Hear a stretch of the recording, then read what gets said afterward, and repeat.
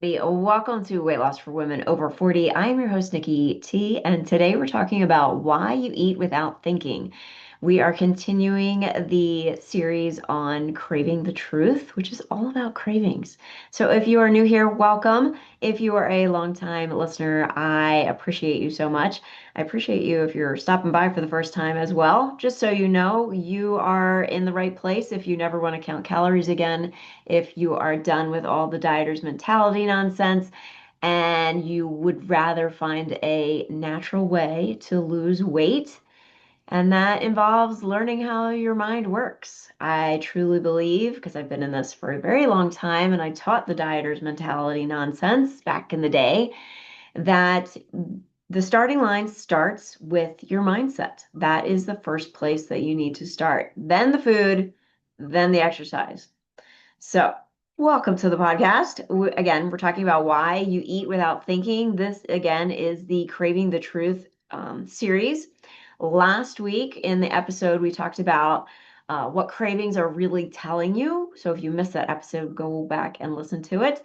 And today, again, I want to talk about what frustrates a lot of you ladies out there, and it's why you eat without thinking and you're not hungry, right? And it could be those moments where you unconsciously grab for something to nibble on, or when you look down and you realize that you just ate an entire bag of chips or cookies. And those moments when you suddenly realize, like, wait, why am I eating right now? What is going on, right? Why am I eating this? There are times I remember people telling me how they would wander into the pantry in the middle of the night without thinking. And, there's people that nibble while they cook.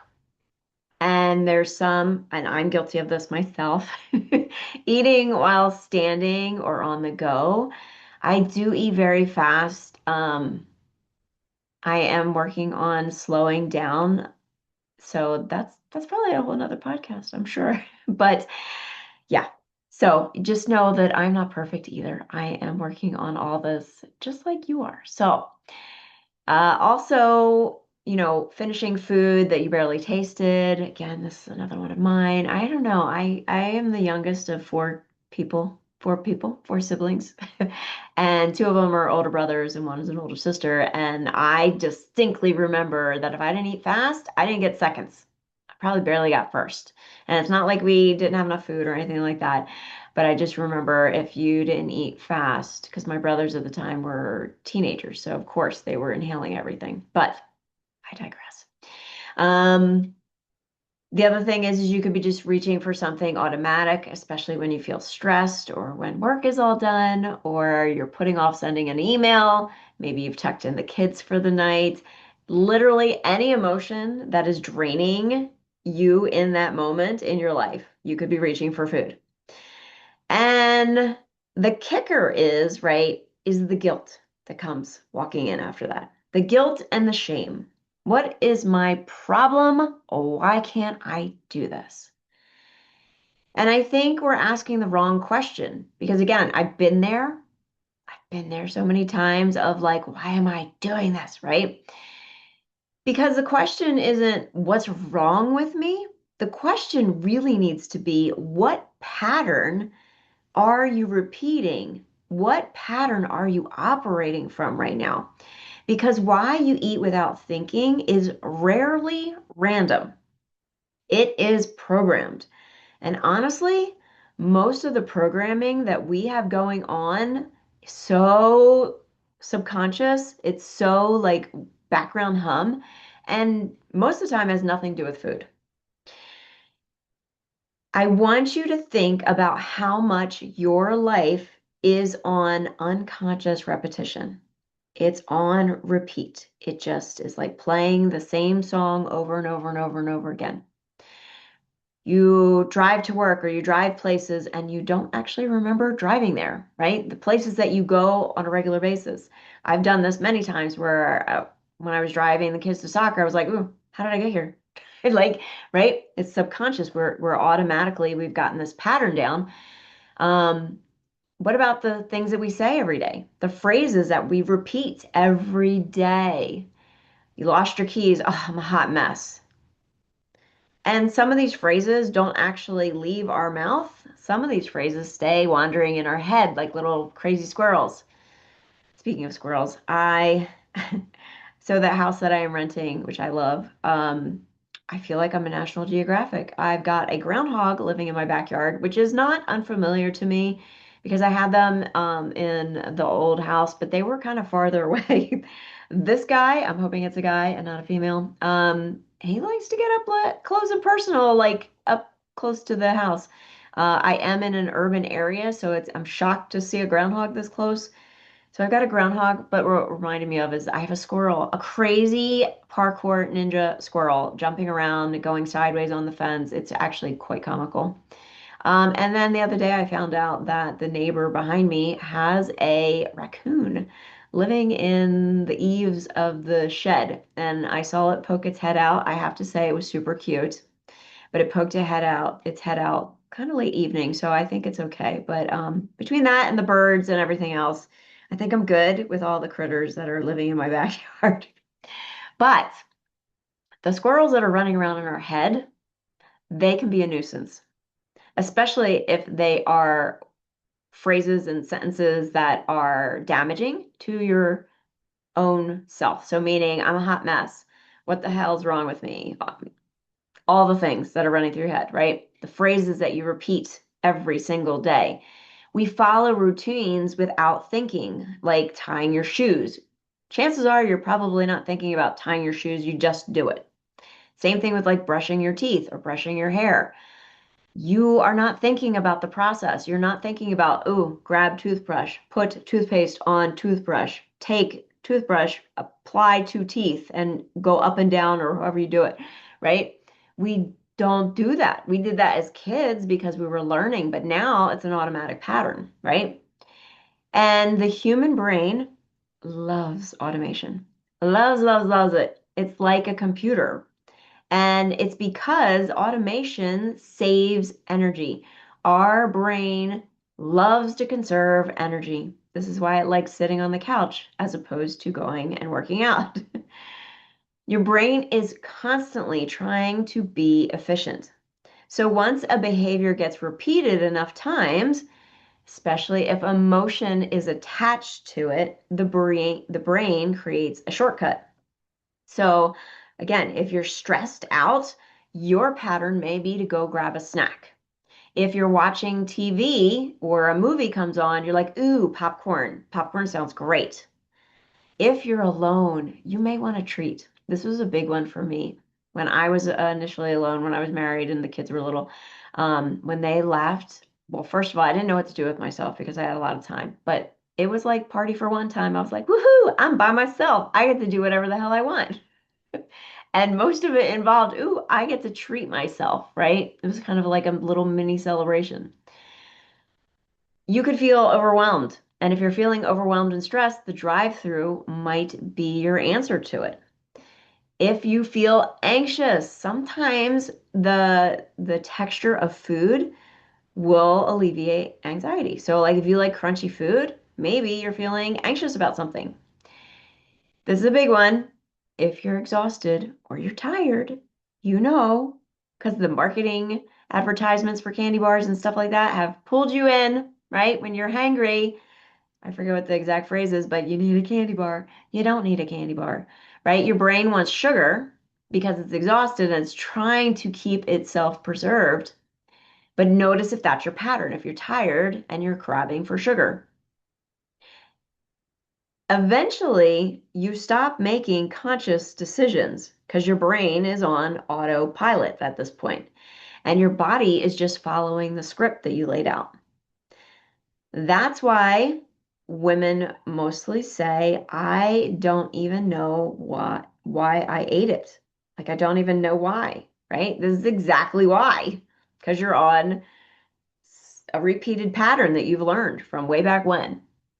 And your sophisticated brain, which is that's what I call your conscious mind, it's not fully involved, right? It's just kind of checked out a little bit. But the pattern was in full effect. And I think this is really important. Why you eat without thinking is often less about desire and more about transition. Okay, so we do have cravings that you desire to eat it, right? You're craving, for me, it's Cinnabons or those cream-filled powdered donuts way back when. That can be a like I have to have it type thing, but there's also cravings that are more about transitioning. And most unconscious eating happens during emotional or energetic transitions. So if you're coming home from work or if you're working from home and you're shutting things down, right? There's a transition from when you get home to the next shift. Maybe it's the end of the day. Like I said before, tucking the kids in. What's that shift? Maybe it's starting the day. It could be after a conflict, after you've had an argument. It could be before you're getting ready to relax. I know for me, in the morning, I like to get up, I like to make my coffee, and I like to journal. Those two, actually, three things are tied together. Immediately waking up, coffee, journal. To me, that is happiness, right? But it's tied to coffee. Um, it could be also when you're between tasks. I know when I am recording podcasts like this, or I'm doing interviews, or I'm talking on Zoom, I actually do buffer in time between those because I know I need an emotional mental break, right? And my eyesight and all that from looking at a computer. In between that, I generally only have coffee twice a day, but I get coffee. But for you, it could be wanting a snack or going and getting something out of a vending machine. Other times are when you are being the caregiver. Caregiver. That doesn't sound right in my head. Caregiver. You might be in the sandwich generation where you're taking care of kids and you're also taking care of your adult parents. And if you are caring to everyone, your husband, your kids, your parents, and who knows what else, there could be a moment in between where you're like, goodness gracious, I deserve a treat. I deserve a reward for all this caring that I'm doing. Could also be overstimulation. We live in a society where there's so much to stimulate our brains, overstimulation, right? Um, so food becomes the bridge between those emotional states. And can I point out that that is way deeper than counting calories? If you're in dieter's mentality, you're going to gloss over this. But if you're done with dieter's mentality, this is going to be like a red flag, like a hello, there's something better than counting calories. So your brain starts using food to signal that you're safe now, that you can relax now, that you finally get to do something for yourself now. This is why you struggle, most women struggle eating at night because now it's like your time, right? This is like could be the first moment that you've stopped performing for everybody else. And it's not because you're a bad person, right? You do quote unquote good all day, and then I am destructive at night because you're bad, because you can't do it. It has nothing to do with that. Stop moralizing your decisions. And, a lot of times when you're in this shift, your nervous system is looking for immediate relief. And that immediate relief, your brain is like, yeah, food's the answer. Now, here's where I think that mainstream weight loss advice completely misses the mark. You are told in dieter's mentality that you just need to suck it up, buttercup. You just need more structure, more discipline. You need to take all the junk food out of the house and never have it in there again. You need to drink water when you have a craving, lots and lots of water. Don't get me wrong. I think you need water, but not as a substitute for cravings. Another one, let's chew some gum until it stops. Now, what I learned in physical therapy is that if you chew gum, it actually stimulates your saliva and what's called mastification. I want to say that clearly because it can be confused with another word. Mastification is actually the pre-process your mouth goes through before it eats. So basically, if you're chewing gum, you are triggering your brain to be like, oh, we're salivating. It's time for food. Another one of dieters' mentalities for cravings is stay busy.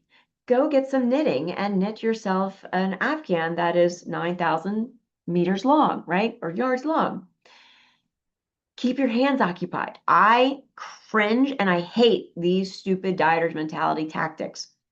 This is why I teach Crush Your Cravings in my course, and I have a workshop that's coming up. But this is why I teach a whole different mentality behind cravings. Because you never understand the pattern that's running underneath this behavior that you have. And you stay trapped managing your symptoms forever and without ever getting to the root of what's going on. Because why you eat without thinking is often identity based and out of an emotional reaction. And this is super important to know. If your identity of yourself is, I am the woman who always starts over on Monday or whatever day, I am an emotional eater. I have no self control whatsoever, and I always screw things up. If those are the words that are running through your brain or you hear yourself saying, your brain will unconsciously look for evidence to prove yourself right. It will reinforce that identity that you have over and over and over again. Humans are constantly proving themselves true. If you believe something about yourself, you will go and hunt out unconsciously how to make that true. Even when that current identity is sabotaging you, is hurting you, even when that identity pulls you away from your goals. That's why awareness alone does not always create change. A woman can know what she's doing and still repeat the old patterns. The saying is, I know what to do, I'm just not doing it. And I totally relate. I catch myself saying that every now and then, and I'm like, ugh, I do know better. I know what to do. And better not as an moral compass, good or bad, right? You have to shift the identity because the patterns that you are operating from right now feel emotionally familiar. And familiar feelings feel really safe to your nervous system, even when they're destructive. And I also think that many women mistake dissociation for relaxation. And again, this one's huge. A lot of why you eat without thinking is not necessarily pleasure, it's a numbing, it's a coping mechanism that you have. It's scrolling on your phone and eating, it's watching TV and eating, it's standing in the kitchen and eating and thinking about the next thing that you have to do. It creates a temporary disconnect from emotional intensity that you're feeling. And current life is very overstimulating. And many women over 40, again, if you grew up 60s, 70s, 80s, 90s, you never really truly learned emotional decompression. We learned consumption instead, right? Consume food. And again, I'm not blaming our parents or anybody like that because think about them. They came out of parents that were in the Great Depression. There wasn't a lot available. So of course, they wanted to give the best to their, they were rationing and then our parents wanted to do the best, do the opposite for us and give us lots of food, give us lots of abundance. Especially if you were in the 80s and 90s. Wasn't that like the opulent time of that century? So we learned consumption, how to consume food, how to consume lots of noise, how to consume content. There's so much information available. I really want you to go back in a time machine. Who remembers the Dewey Decimal System? Who remembers having to go to the library and use a Dewey Decimal System or go and look up in an encyclopedia about something you wanted to learn about? And what I always thought was the kicker was if you didn't know how to spell it, you weren't going to find it in the encyclopedia. You had to like sound it out and try and find it in whatever 24 volumes of books, if it was even in there. We have so much content at our fingertips. There is so many things that are distracting us. So silence starts feeling uncomfortable. Stillness can feel really uncomfortable. Being fully present with yourself can feel super uncomfortable. And why you eat without thinking fills that gap, fills that silence. Now, I want to say something that may challenge some of you that are listening. I do not think the goal is hypervigilance around food, especially around your favorite foods. I don't want women obsessively monitoring every single bite. If you've heard my story, you know I was there. I'm talking to the gram on a kitchen scale, obsessively monitoring,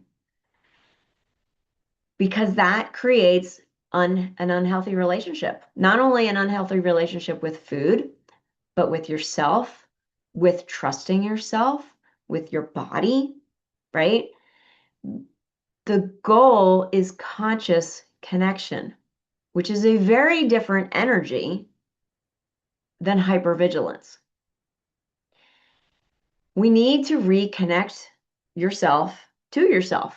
You need to be introduced to yourself. And when you reconnect to who you are and understand what you're operating from, you're going to naturally interrupt the pattern that you're operating from. And again, it's not going to be perfect, but it will be faster. The better you get at it, right? The faster it comes. And again, not perfection. That's real progress. That's going through it. So when you do this, you're going to notice I am emotionally fried right now. Or maybe I haven't sat down all day. Maybe I actually need a rest instead of a snack. Maybe I'm looking for a reward. Maybe I'm overstimulated. That moment of awareness is where you get your power back. Not through shaming yourself, not through guilting yourself, but through recognition of what is really going on inside your brain, not necessarily outside. So, how do we actually interpret why you're eating without thinking? It's not, again, it's not rigid control. We want to interrupt different points, different patterns. So tiny moments that wake the brain up before the behavior completes itself, right? Catching yourself in the act, catching yourself in the thought, catching yourself in the feeling. And no, I don't mean dieter's mentality nonsense because that is not sustainable. I mean real awareness builders. Things like sitting down before eating instead of standing. And I'm going to take that note for myself as well. I actually did that right before the podcast. I had my first meal and I noticed I was in a rush because I knew I wanted to do this podcast and I got work to do.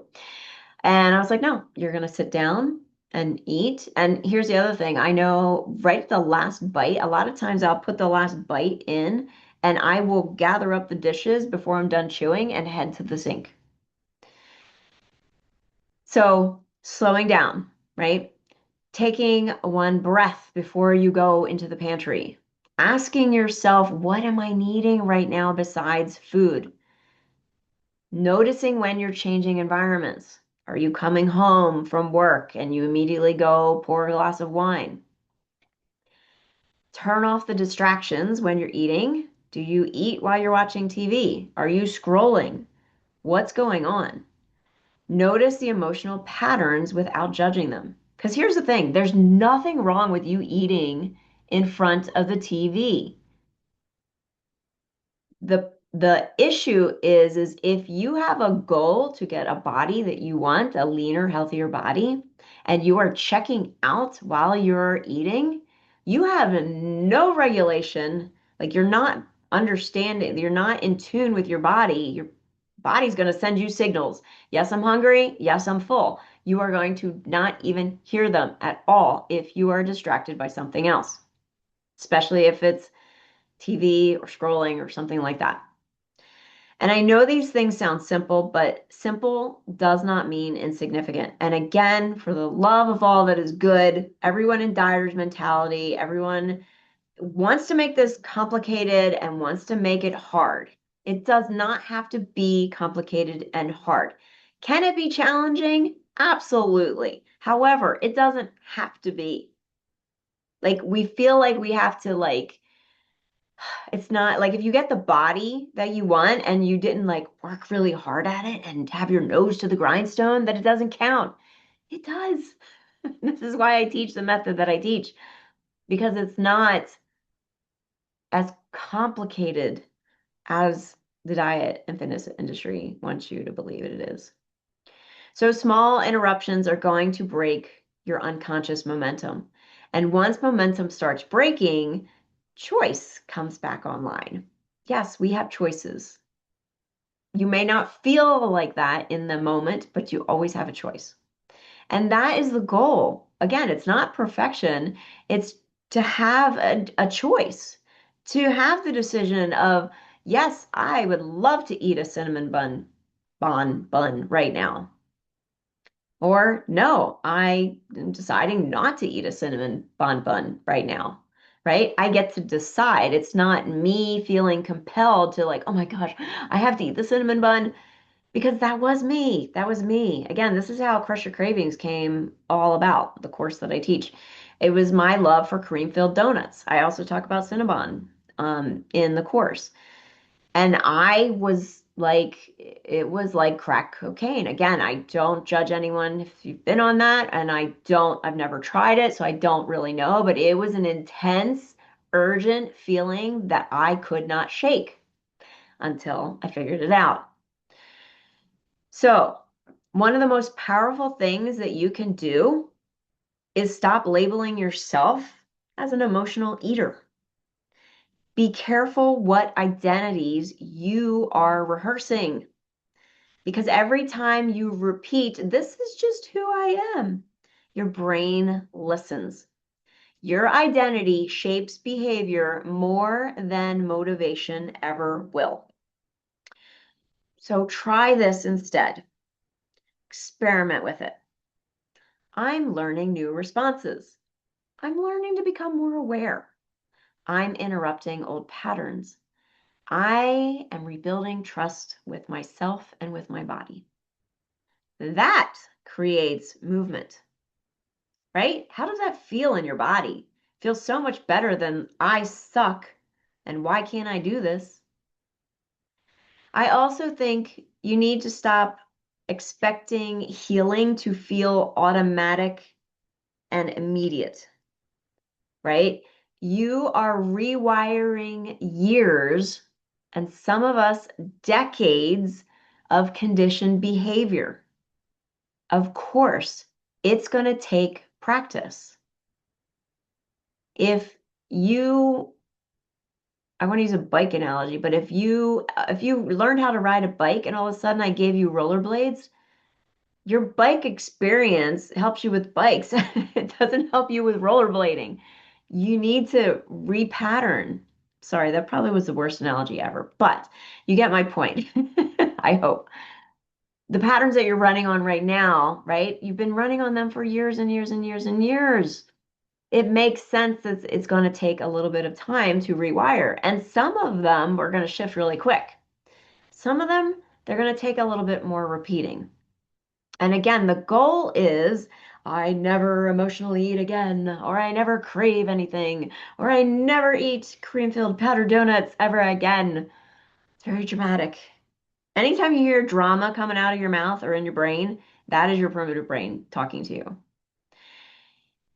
You are going to have cravings. You're going to want to emotionally eat again. I'm going to want to have a white powdered cream-filled donut at some point in my life. And I'm loving that. I'm glad because I enjoy them, but I don't feel compelled to eat them. That is the difference. So it is very unrealistic and honestly very unnecessary to think that you are never going to feel a craving again or never have an emotional urge to eat. Humans are emotional beings. Again, the goal is I no longer feel unconscious around food, which is very different. You become more aware, faster, you recover quicker, you judge yourself way less, and you start trusting yourself more. And eventually the behavior law, like it does lose its intensity, right? But it still comes up. I still have thoughts of like, ooh, Creamfield powder donut sounds amazing right now. But again, it's not the intensity that it used to be because the pattern is no longer running the entire show. And I want you to leave with this. Why you eat without thinking is not proof that you can't lose weight. It is proof that a pattern that you have has become well rehearsed. And a rehearsed pattern can be changed, not through punishment or shaming yourself, and definitely not with more control, but with awareness, self trust, emotional regulation, mindset work, and learning how to stay connected to yourself long enough to choose differently. Again, that's real transformation. If you are loving this series, then you are going to love Crush Your Cravings live workshop. So imagine feeling calm around food that you love instead of constantly battling your cravings. This is exactly what I'm going to be teaching live in my workshop, and it is designed to help you to do just that. So if you want to save your seat, go to weight loss for women over 40, 40 at the end, .net/crush live all together there, crush live. So again, the link is weight loss for women over 40.net/crush live. The next episode, we're going to be talking about how your environment fuels hidden cravings because your cravings are not happening in isolation. Your surroundings are shaping your behaviors far more than you realize. And once you see how your environment influences your nervous system, your habits, and even your identity, you're going to start to understand why change can feel so difficult inside the same spaces that created your patterns. I hope you will join me in the next episode, and I hope to see you at the Crush Your Cravings live workshop. Again, that link is weight loss for women over 40.net/crush live. All the links will be in the show notes, and I will see you in the next episode. Take care.